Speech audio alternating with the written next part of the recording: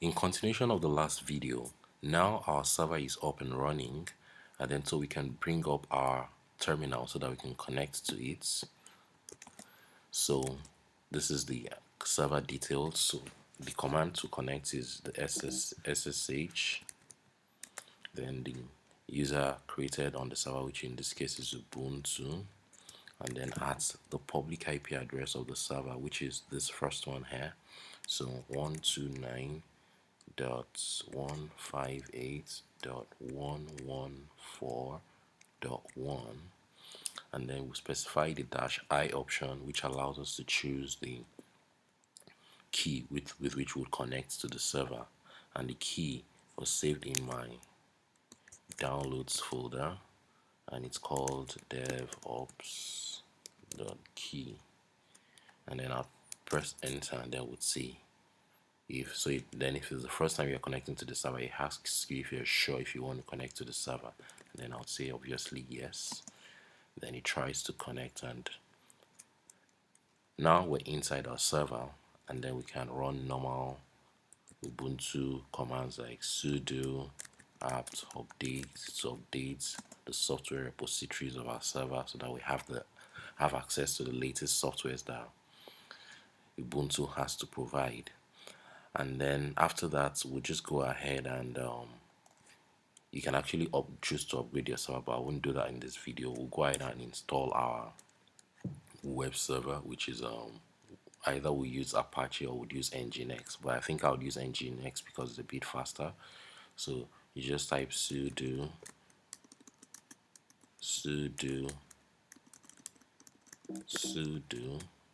apt install Nginx, and just press enter and say yes, and then it pulls down Nginx from the repository and installs our web server. And by default, our web server runs on port 80. When a server is created on most of the platforms, all the ports are locked down except the remote access ports, which is SSH for Linux and then RDP for Windows. So if we try to view our web server page on currently, it wouldn't work because we are yet to open up that port. So let's just try it. The IP address is 192.158.114.1.